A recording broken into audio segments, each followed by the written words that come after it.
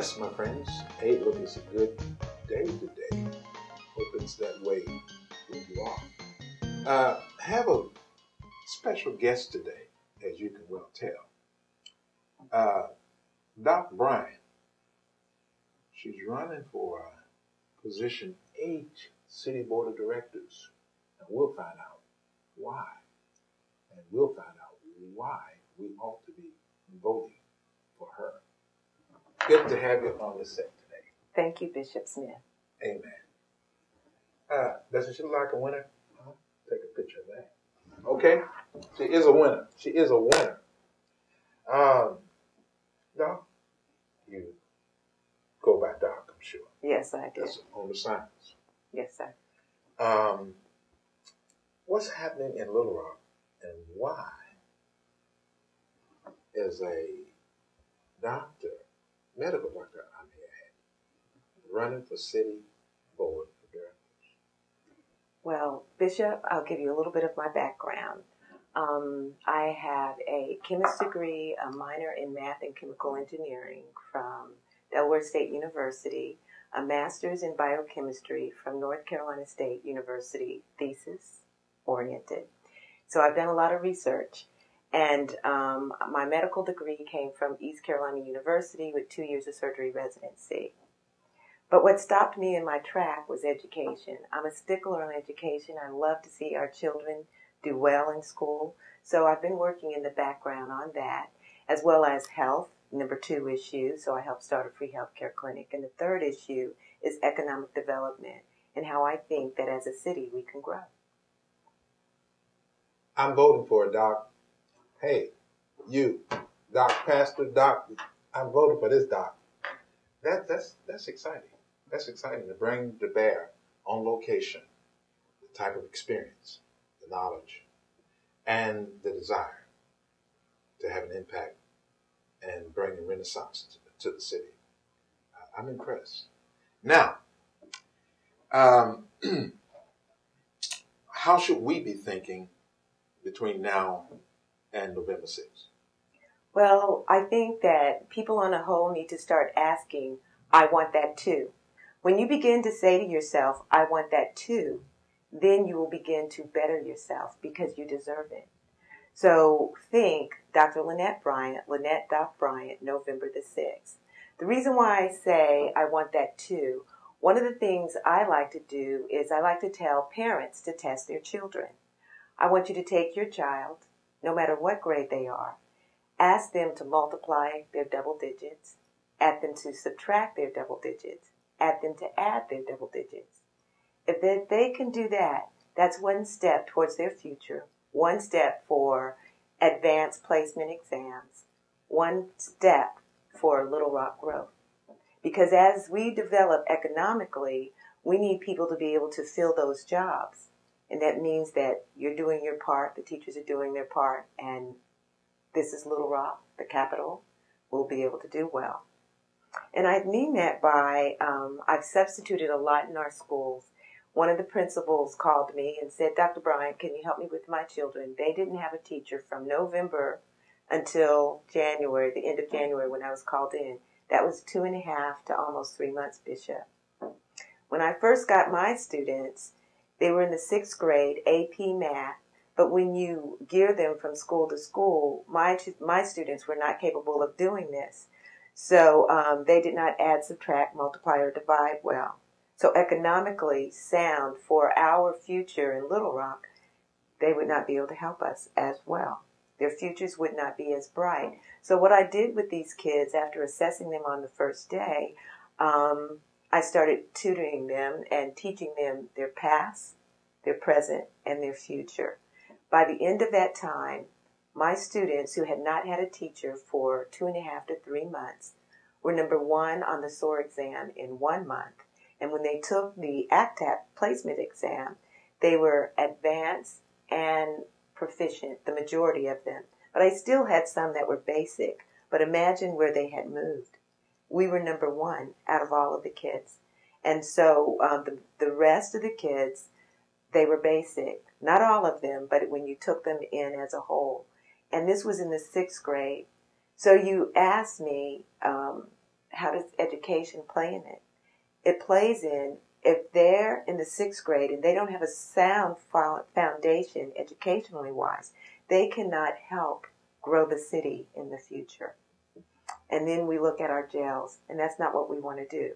So we have to start working on that. The program that I came up with works within 1 to 2 months. So imagine if we could take that program and bring it throughout the city of Little Rock, not just with those students that don't have a good foundation, but imagine those that do. We could really grow and do some work. That's called Building Little Rock Together. My mind. Now, hey, mind you, Position 8 is a citywide position. Yes, everyone in the city can vote for Doc Bryant. Everyone, not just the one that's covering your district or your district. That's right, or ward. A ward, yes, yes. If you're in one ward or whatever. Look, 8, right there, okay. Now, I made a note. Yes, sir. I want that too because I deserve it. Or you want that too because you deserve it. That's really good. I want that too because I deserve it. It's better said, you want that too because you deserve it. To have someone on the city board that could bring experience, bring knowledge, bring enthusiasm, bring youthfulness, bring, oh my goodness. I've been to several city board meetings, and sometimes we can get, I call it ivory fever. And that ivory fever is that you see a lot of that nice building, and you get accustomed to it, and you want to be there, even though you may not any longer be relevant. Mm-hmm. You're always relevant. Yeah. But some people just get this ivory fever, and they just want to be there for what just being there. But we got to see renaissance in the city. Everybody knows the scenario with the schools. Mm-hmm. Not everyone knows the scenario with the impact that has upon the community at large.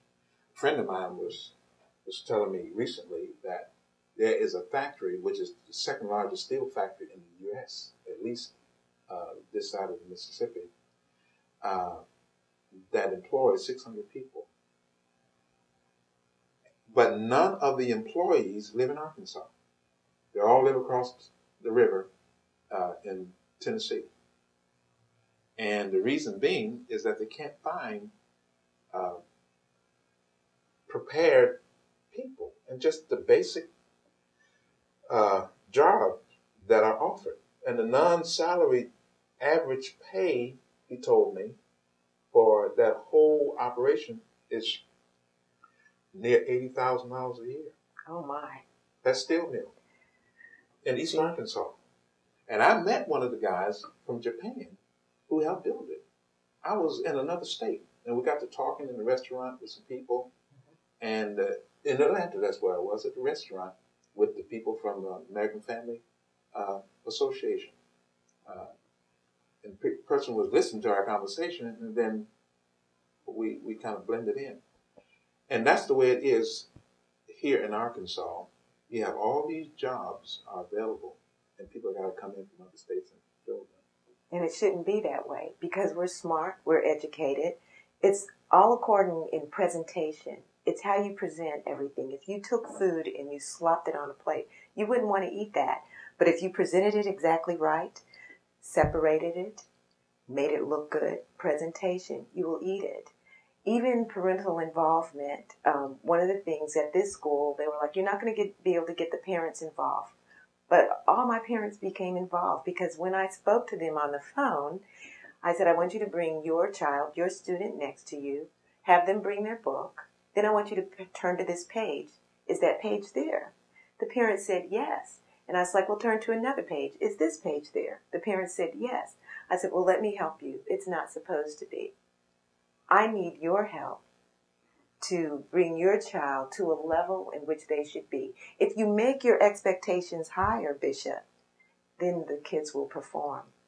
If you tell your parents, my expectations are great for your children because they're extremely gifted, talented, and smart, because you said it in that way, the parents will say, yes, my child is smart, and I will make sure that they get to that level.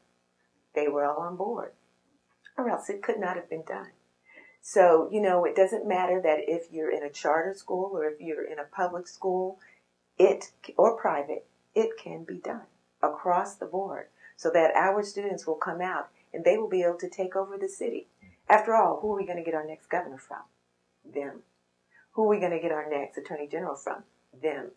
Or do we want to go out of the state? No, we do not. Please, have mercy. Have mercy. Yeah. Well, all right. I have all my reasons. Hey, I hope you have enough reason to remember Doc on that day. Doc on that day. Yeah.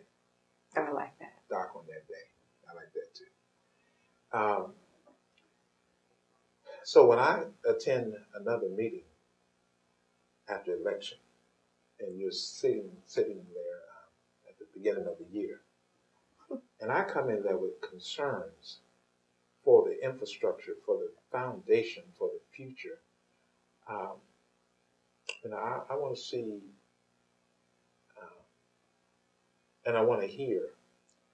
I want to bring people there that can help if they know they could get more bang for the buck. Business people are like that. They're investors. Talking to someone yesterday, and all of his students that graduate from high school in El Dorado.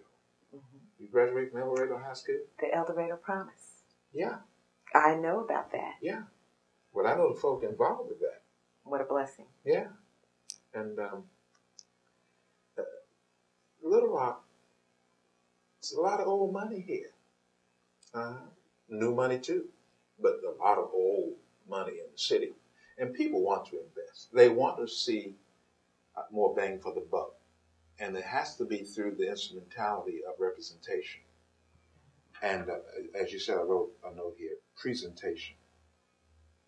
I just imagine there's a lot of slop-looking scenarios out there that could be reconfigured in a way that can be palatable for people in education, in industry,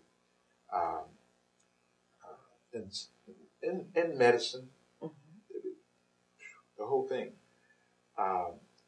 Being a doctor, I was told not long ago that at one time, Arkansas was way down the ladder when it comes to the emergency room. They were really hurting when it comes to the overall health care, that kind of thing. So you're going to be instrumental in education, health care, right. Infrastructure. And, we're working on that. I helped start a free healthcare clinic, Bishop. It's called Harmony Healthcare Clinic. It's on 201 East Roosevelt Road. Every time someone goes into the emergency room, it costs taxpayers dollars because we pay for that. But every time they go to a free healthcare clinic, it doesn't cost you any money. And one of the things that I did I want you to understand that even though I helped start the free healthcare clinic, it was not my idea. I must always give credit where credit is due. Dr. Sunny Anand, Amy Dunn Johnson, and Matt House, they were the three starters. It was their idea. But when I came in, we did not have the building. And I want you to understand, it wasn't because of me we got the building. Everything was a group effort. And one of the things I did was I worked with legislature, Democrats and Republicans. You have to work with everybody to get exactly what you want. And I went after the tobacco tax dollars, settlement money. And today, each free clinic across the state of Arkansas that applies for the funding can have startup money as well as maintaining money. So I know the people who run our city pretty well. and that will allow more free health care. So we have to look at that. But at the same time, I wanted to see that clinic go further. So I talked to the surrounding colleges because if you get the students involved in the free clinic, maybe they might decide to be nurses, doctors, administrators, and not just have them come in there for free, but I asked the colleges to come up with a program that they could get credit for to be a part of this service. And now, you have UAMS students working there, UAMS physicians working there. It's a better start. Amen. Hey, look, it's getting good. And I think we'll do another session on this. So, friend, I know you're interested. And I know you've already made up your mind because I haven't made up my mind. All right? We're going to be doing another session, and it's just good talking to you. It's really inspiring. For sure. Hey, you stay tuned. We'll be back.